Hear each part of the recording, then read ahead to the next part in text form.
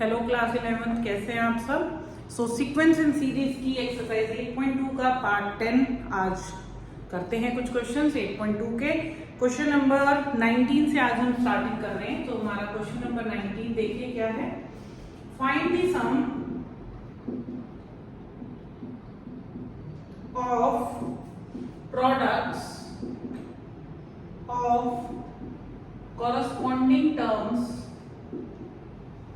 corresponding terms of sequences। आपके पास दो sequences दी हुई है, पहली ये और दूसरी है आपके पास ये 128, 32, A2 एंड 1/2।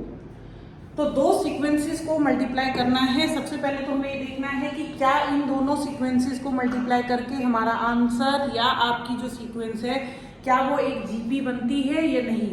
तो देखते हैं, सॉल्यूशन देखिए।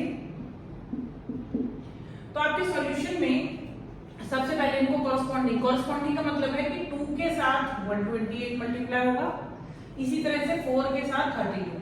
तो 2 इंटू 128 प्लस, ये मैं प्लस करती जा रही हूँ क्योंकि हमें सब निकालना है। उसके बाद 4 के साथ 32 और फिर 8 के साथ 8 और 16 के साथ 2 और फिर 32 के साथ 1/2। तो कुछ इस तरीके की आपकी एक सीक्वेंस बनेगी। अब हम क्या करेंगे, इसको मल्टीप्लाई करके देखते हैं। मैं मल्टीप्लाई करने की जगह इसको पावर में कन्वर्ट करके देखती हूँ। तो 128 को अगर आप प्राइम फैक्टर करके देखें तो 2 की पावर बेटा 7 आएगा। तो ये टोटल हो गया 2 की पावर 1 और 2 की पावर 7, ये हो गया 2 की पावर 2 और 2 की पावर 5। उसके बाद हो जाएगा 2 की पावर 3 और 2 की पावर 3 और ये 2 की पावर 4 इंटू 2 की पावर 1, फिर 2 की पावर 5 डिवाइडेड बाय 2 की पावर 1। अब हम इस पोर्शन को अगर सॉल्व करते हैं तो ये होगा 2 की पावर 8, 2 की पावर 7, 2 की पावर 6, 2 की पावर 5 और 2 की पावर, इसको अगर सब्ट्रैक्ट कर देंगे तो 4। तो ये जीपी बन रही है। हमें इस जीपी का सम कैलकुलेट करने के लिए क्या करना होगा, हमें इसमें a पता होना चाहिए। तो a की वैल्यू है 2 की पावर 8, r की वैल्यू होगी 2 की पावर 7 डिवाइडेड बाय 2 की पावर 8 विच इज 1/2। ठीक है, और हमारे पास n की वैल्यू क्या होगी, हमें कितनी टर्म दी हुई है 1 2 3 4 5। तो ये हमें सिर्फ 5 तक ही इसका सम कैलकुलेट करना है। तो f5 will be equal to 2 की पावर 8 और a की पावर n, a का मतलब कितना है यहाँ पर, सॉरी r की पावर n। तो r है हमारा 1/2 और n है हमारा 5 और नीचे हो जाएगा 1/2 माइनस 1। तो इसको थोड़ा सिंप्लीफाई करिए तो 2 की पावर 8 और यहाँ पर हो जाएगा 32 माइनस 1 और ये 1 माइनस 1/2 इज माइनस 1/2। ठीक है। अच्छा, हमने यहाँ पर एक गलती कर दी है कि r की वैल्यू जो थी वो बेटा छोटी थी, तो हमें यहाँ पर फॉर्मूला थोड़ा सा दूसरा लगाना था, तो मैं थोड़ा सा चेंज कर रही हूँ मैं। तो सबसे पहले फॉर्मूला लिख देती हूँ मैं, a 1 माइनस r की power n upon 1 minus r, क्योंकि देखिए r जो है ना हमारा 1/2 था विच इज स्मॉलर देन 1। तो इसीलिए a की जगह डालेंगे 2 की पावर 8, यहाँ पर डालेंगे 1 r की जगह पे। आप चाहो तो इस पावर को नेगेटिव ले सकते हो, मतलब 2 की पावर -1, तो ये -5 हो जाएगी और यहाँ पर 1 माइनस 1/2 हो जाएगा। इसको और सिंप्लीफाई करिए तो 2 की पावर 8 1 माइनस 1/32 डिवाइडेड बाय 1/2, तो 2 की पावर 9 और ये हो गया 31/32। अब 32 को अगेन मैं पावर में अगर कन्वर्ट करूं तो ये सॉल्व हो जाएगी। तो 2 की पावर 5 जो होती है वो 32 होती है, तो ये 5 इसके साथ हो गई 2 की पावर 4 इंटू 31। आप चाहो तो ऐसे ही छोड़ दो, नहीं तो 2 की पावर 4 का मतलब 16 होता है। आप यहाँ पे 16 को 31 से मल्टीप्लाई भी कर सकते हैं। ठीक है, तो कुछ इस तरह से आपका आंसर आएगा।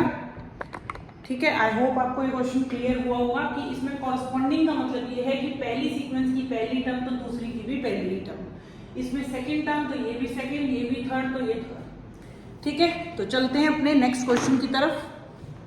तो देखिए, ये था हमारा क्वेश्चन नंबर 19। अब हम जा रहे हैं क्वेश्चन नंबर 20 की तरफ।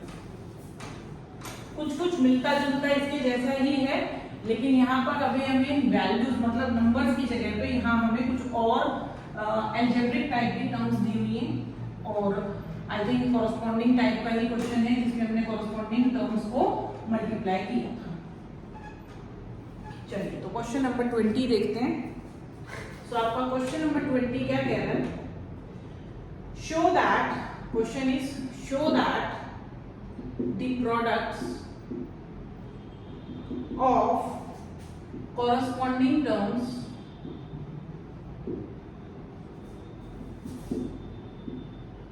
of sequences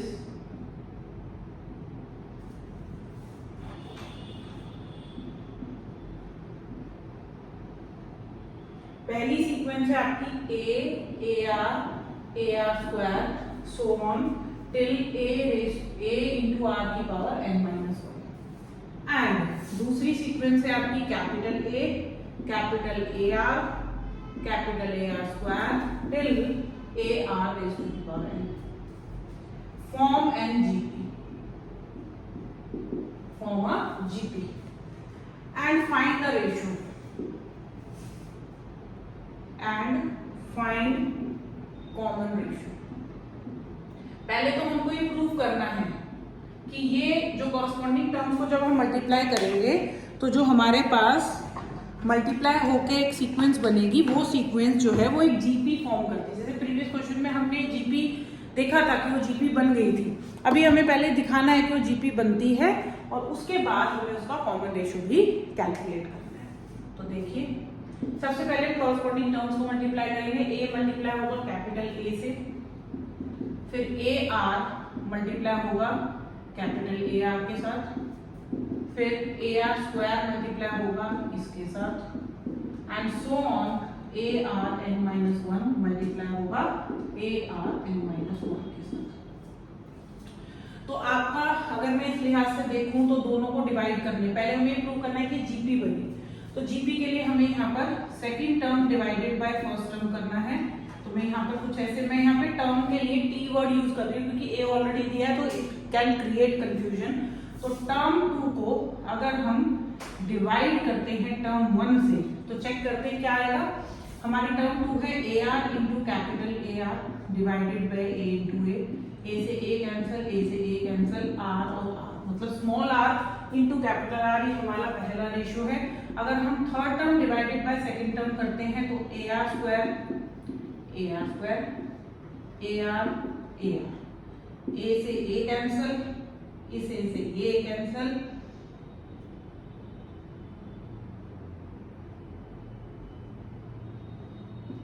ए कैपिटल से ए कैपिटल, ए से तो ये भी बेटा यही आएगा। तो लिखेंगे since term 1 divided by term 2, sorry term 2 divided by term 1 is equal to term 3 divided by term 2, therefore it is a GP. ये जीपी है। और जो हमने कैलकुलेट करा ये क्या है? यही तो कॉमन रेशियो है एंड कॉमन रेशियो इज, आपका कॉमन रेशियो क्या है? आर इंटू आर, मतलब small are into capital R आपका कॉमन रेशियो होगा। ठीक है, तो आज हमने इस वीडियो में पार्ट 10 में 2 क्वेश्चन डिस्कस किए हैं। दोनों ही क्वेश्चंस का जो कॉन्सेप्ट था वो बिल्कुल सेम था। हमें 2 अलग अलग सीक्वेंस, अच्छा इसमें एक चीज इंपॉर्टेंट क्या ध्यान रखने की थी कि दोनों जो सीक्वेंसेस थी ये अपने आप में भी जीपी हो सकती थी, बट उसने हमें सीक्वेंस वर्ड बोला था। सीक्वेंस इसलिए बोला कि इन दोनों का जो प्रोडक्ट करके है मे बी कि जीपी बने या ना बने, बट लकीली दोनों ही क्वेश्चंस के अंदर हमारी जीपी बनी थी, इसीलिए हमने फॉर्मूला लगाया है। ठीक है, so till then keep watching and keep practising and comment करके मुझे वो जरूर बताइएगा कि इन 2 क्वेश्चंस, ये दोनों क्वेश्चंस आपको कैसे लगे, अच्छे लगे, समझ में आए या नहीं। और एग्जाम डेट जरूर कमेंट में डालिएगा कि आपकी एग्जाम डेट कब है और आप कैसे प्रिपरेशन कर रहे हैं। Till then keep watching, bye, take care.